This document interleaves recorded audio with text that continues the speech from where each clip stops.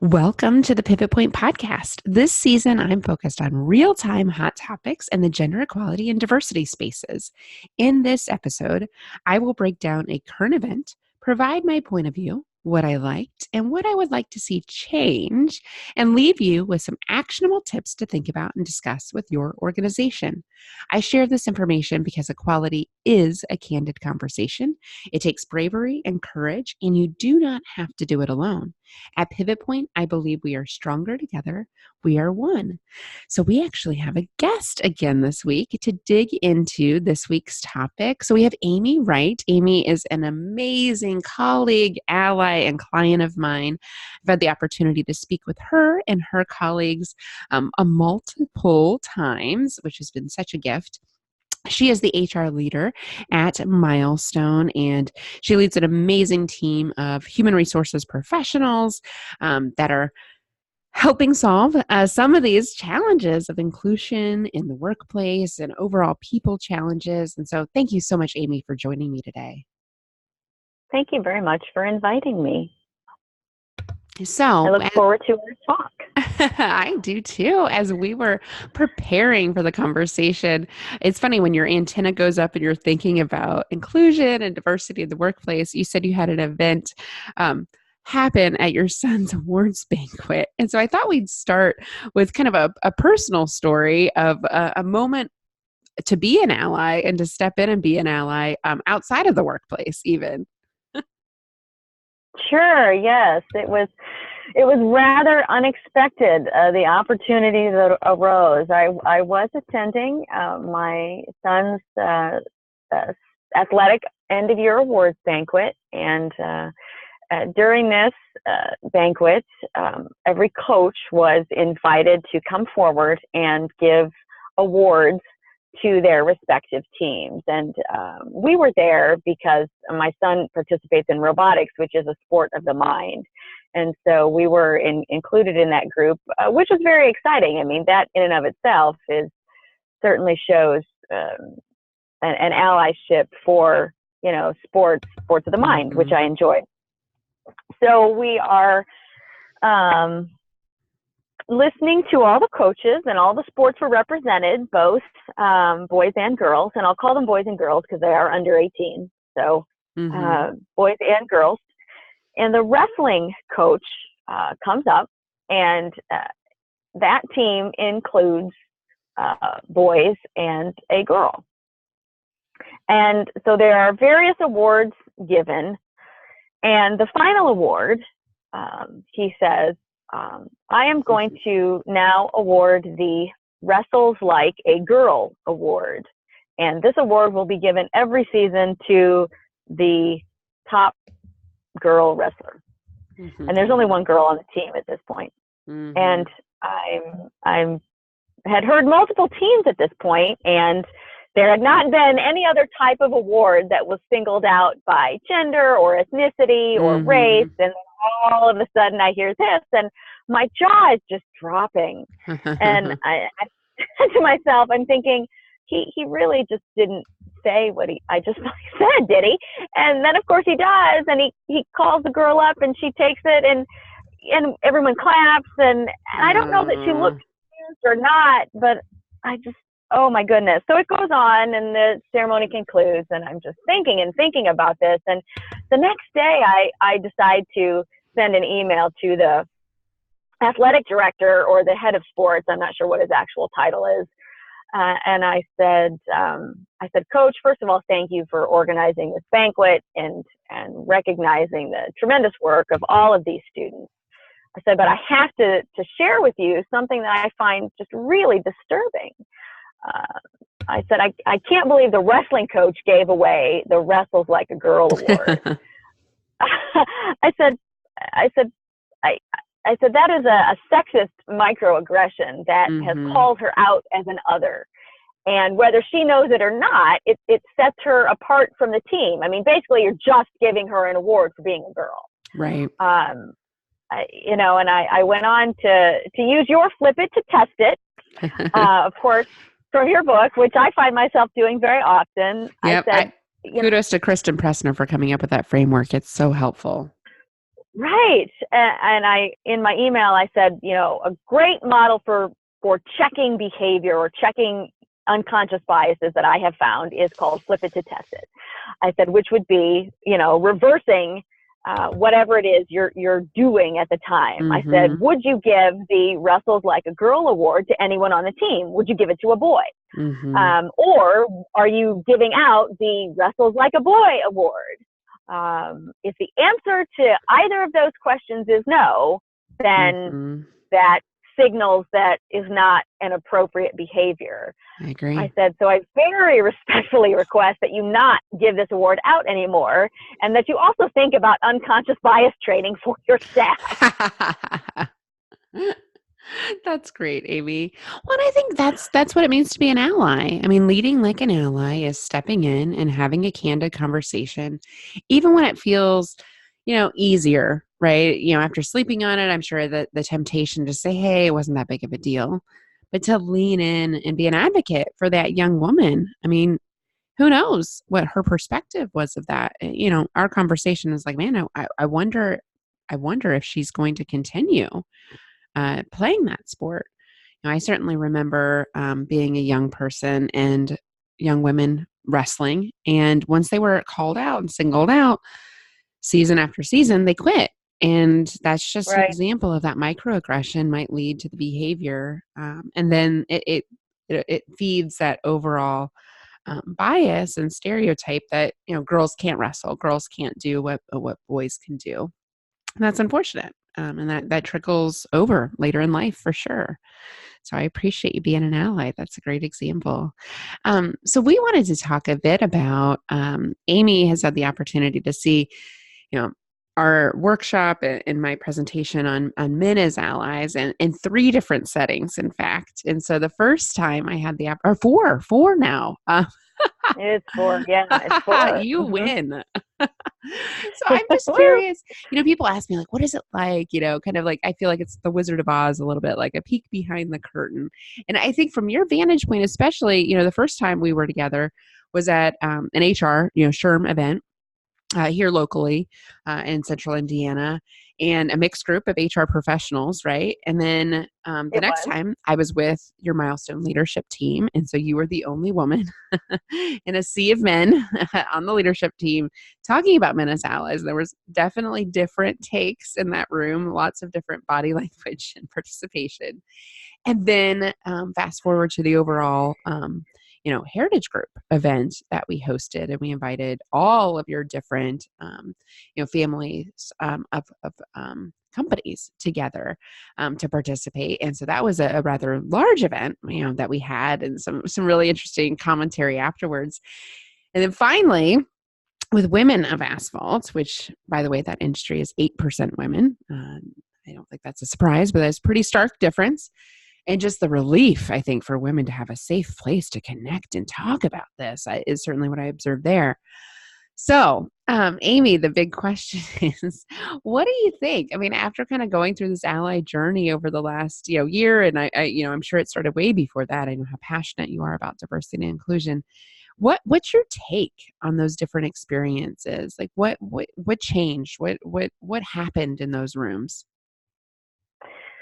Oh gosh, I'm thinking a lot about it. That something that is most fascinating for me, and what I'm trying to really be mindful of, is to understand multiple points of view on the journey, specifically for other people. So the first time I heard the talk, like you said, it was mixed company of primarily HR professionals. But those are individuals who were there voluntarily, who, were there because they have a vested interest, they want to be allies. And so, even though it was both men and women, I would say the chances are very high that the men in the room were already allies, right? So they weren't necessarily, they were already on that scale of allyship. They were probably closer to the, true allyship end. And then, of course, being the only woman in the room, that was a challenge for me, because I still found myself covering a bit, because you're in a group of individuals who very much want to be allies, but again are, and I don't want to say I'm not as far along in the allyship scale, because that's not what I mean. It's just, the awareness. I think it was a very awareness setting session. And often, especially for primarily white men in leadership positions, they just don't know what they don't know. I mean, how would they know what it's like to be a woman in the workplace unless they'd seen it or yes, experienced it or had someone yes. close to them experience it?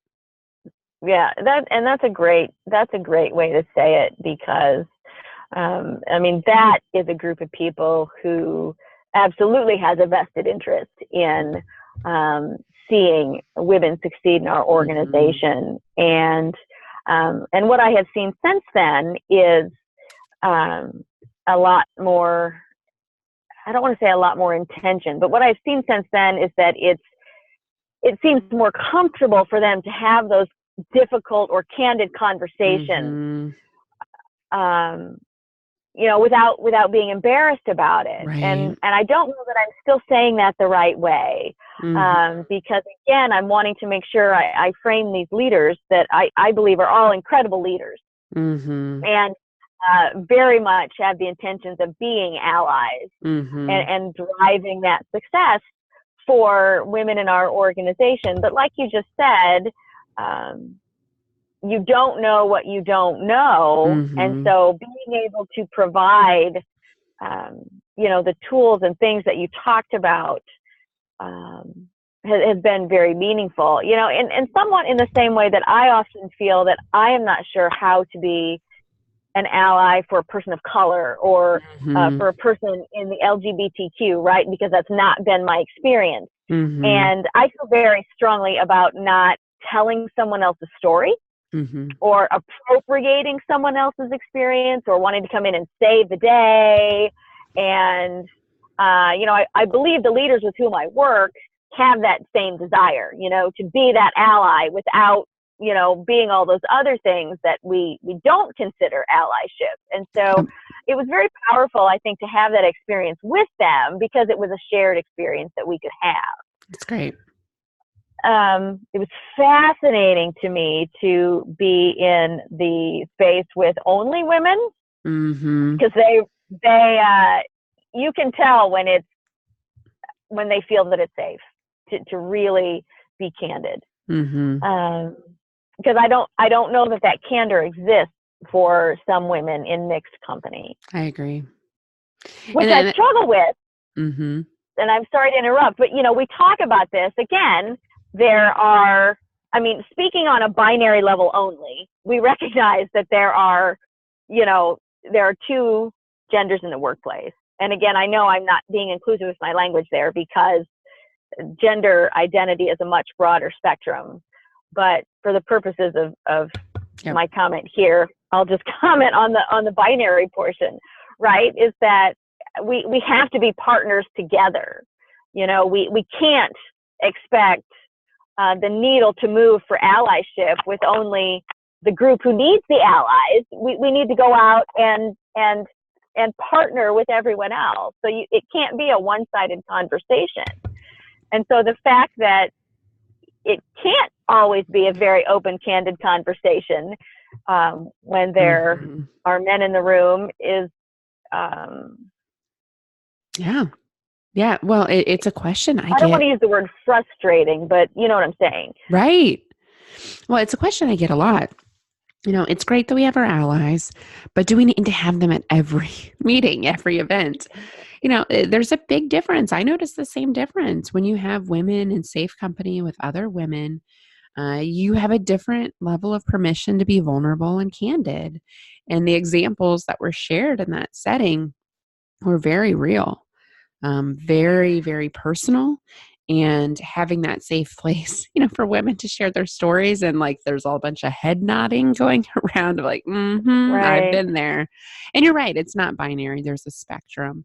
But I think to the degree to which you identify with feminine gender attributes, right? I got a sense in that room, people identified as women on the spectrum and could really have a safe conversation in that setting, which in the workplace just doesn't exist. Right. Well, and so let me ask you a question, because that gets me thinking. I'm wondering if men in their own groups have that same experience. Mm-hmm. So, how many, are there men who are very much allies that sometimes feel that they need to cover, or, Mm-hmm. They probably need that same space too. And Mm-hmm. I don't think there's anything wrong with that. Human beings have a very strong need to connect, and those connections are very important, and we need to have them in different places. And I have to think that it's okay to have them where you need them. We just have to find that balance of where and how we can bring them together. Yep. To move our allies forward. Mm-hmm. I agree. I think what I'm seeing a lot of corporate America wrestle with is, allies are great. Let's bring them into the conversation occasionally. And when is the right time and place for candid conversations between the various genders? And when does the conversation need to stay with women? Because to be honest, inside most organizations, it's led 80% male and mostly white. And so that safe place exists for white males everywhere, virtually, to be with people like you, that you mentioned connection and belonging. You get a sense of connection and belonging just because people look like you. We're a tribal species. We look for people that look like us. And so that safety exists. And so do you need a men's group? Well, I would say that's happening every day. The boys club is a real thing. I have yet to meet an organization that doesn't have some sort of boys club, and it's informal. There's no membership card, but by being usually a white man, you belong. And so the question that begs is, if you are another, if you are a woman, a person of color, an LGBTQ person, a person with a different ability, what does that mean for you? Right. I would argue you need a safe place to have a conversation, and it probably should be within people that are like you. To the degree to which that's possible. I work with some organizations. I mean, even organizations with thousands of employees that say, if we had an African American, employee resource group, for example, we wouldn't have enough people for it to make it meaningful. And like, wow, okay, that's a problem, right? I hope you realize that we need to get better at that first. But what if we had, a cultural diversity group? And maybe that's not the right word, but, play around with that and see where that goes, because ethnicity kind of points out you're different. And you are different. So it's always this balance of, yes, we're different. Yes, we have different needs. Yes, we want to meet separately, but we want to belong to the majority group. And so I think there's a real wrestle, and this is definitely different approaches for different organizations that work here. But I'm finding more and more invite your allies, a couple times a year. Keep the programming alive with women or other, non-majority groups. Within the walls of that safe place the rest of the time. Just for example, I'm seeing as a trend I'm seeing. Yeah, and that you're exactly right. That's really the thing that I grapple with internally, because we do have a women's business resource group at our company, and we're going to expand that a bit throughout the construction and materials group to get to increase our bandwidth a bit, and to allow for that safe space to exist for other women in our sister companies, because we share some of the same type of business space, and provide that safe space. And then, but like you said, we kicked off with the event, your talk, where everyone was invited, and there were a significant number of men in that group. Oh yeah, I would say majority men. I think you're probably right. And our feedback was very positive. The learning opportunity that they enjoyed, and that started people thinking in a different way. And like you said, there's no it's a journey, and there's not a right or, well, the wrong answer would be to not have the journey, I guess. So, Right. but within the framework of the journey, it often feels to me like I'm asking more questions than we're answering, but that seems right to me. Yep. Yeah. Yeah. Well, I loved at the end of that example, that all company event. I love the gentleman that came up to me and said, I learned a lot about the pronouns piece, right? We talk a lot about pronouns and, letting people identify their own pronouns. And he said, I was calling every woman ma'am, and I'm going to stop doing that. And I'm also going to think about hugging women before I do it. He said, but is it okay to hug you? I just Well, thought that was a funny and example. it is funny, but I mean, it's real. And, I'm so glad that person shared that and, found it meaningful. I have to tell you, I call people sir sometimes. Yeah, it's a real thing. It is a real thing.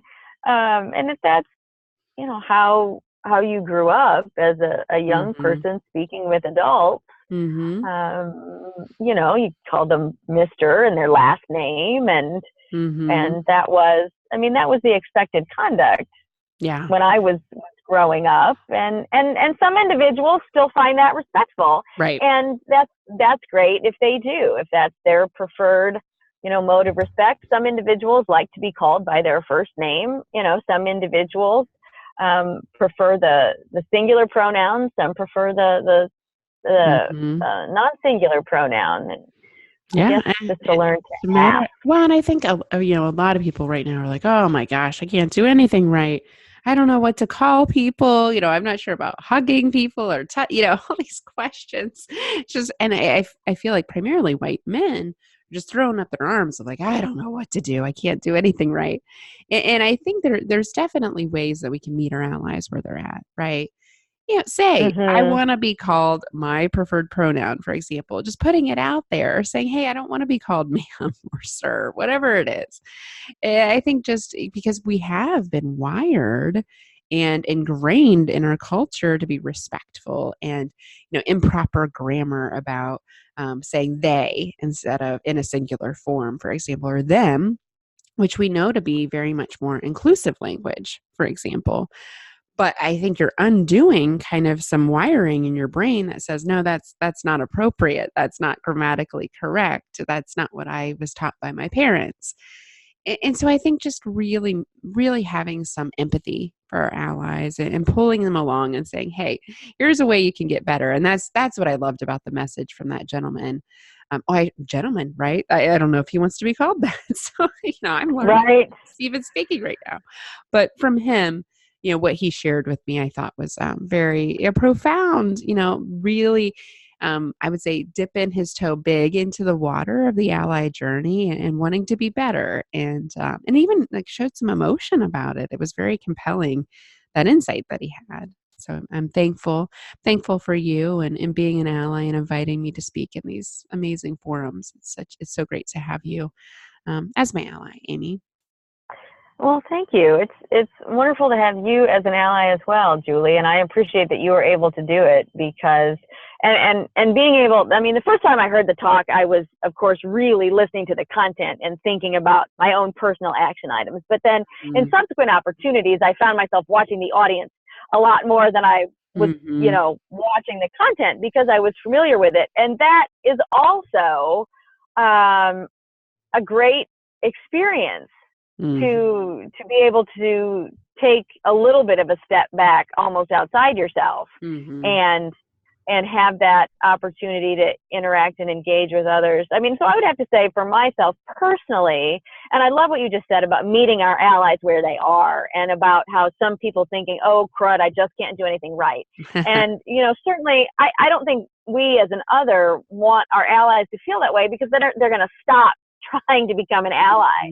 Right. So I'm really trying to be cautious of any type of shaming language. Right. Even when I shared my discontent and disbelief with the athletic director about this award. I tried very hard to not sound shaming. Mm-hmm. I'm not sure I included a statement about how I'm sure the wrestling coach is well intentioned, because I'm sure that he was, but right. And so I may not have been as good in that moment. What emotions are hot, right? And when you want to bring awareness very to something hard. and they're clueless, it's hard, I think, to Right. say it articulately. I know I'm constantly pointing out things to people, and some people don't take that well. And I've noticed Right. finding a tempered way of saying, hey, I know you didn't mean it this way, or I'm assuming you had positive intent in what you were saying. However, the perception of this is that, and helping people just become a little bit more aware of that and why that doesn't fit. And so I'm sure your email, I'm sure it was read and heard, and it'd be interesting to see the next awards banquet. Right. They may not invite me the next time. Well, So there's no way to be a perfect yeah. ally. Oh, I appreciate No, there's not. And I so But we appreciate try. you sharing your perspective, Amy. I know you personally have educated me so much on inclusive language, and we're constantly learning this together. And I'm so thankful that you were able to join us today. Well, thank you very much. It was really nice to talk with you again, and I always look forward to our talks because I learn a great deal, and I would love. I don't know how much feedback you get from your listeners, but certainly would love to hear their stories and their feedback, because like you said, we're better together, and that's how we learn. Oh, I think that's a great plug to comment as we put this on social media. If you're listening there, please do share your stories as well. What's your awards banquet story? Oh, yeah, that's right. Oh, gosh, I hope that doesn't become some sort of hashtag. This really cannot go viral. Wouldn't that be fun? I'm sure you're not alone. No. I'm sure this happens everywhere, right? Right. Awareness is so, okay. Well, thank you, Right. Amy. I appreciate you. Thanks, Julie. I appreciate you too. Did you know that you can find all 3 seasons of our 50 plus episodes at nextpivotpoint.com? And you can sign up for our next free online workshop, get access to the 5 questions to get gender equality conversation started in your organization. Ask me your questions directly. I appreciate you listening to this episode.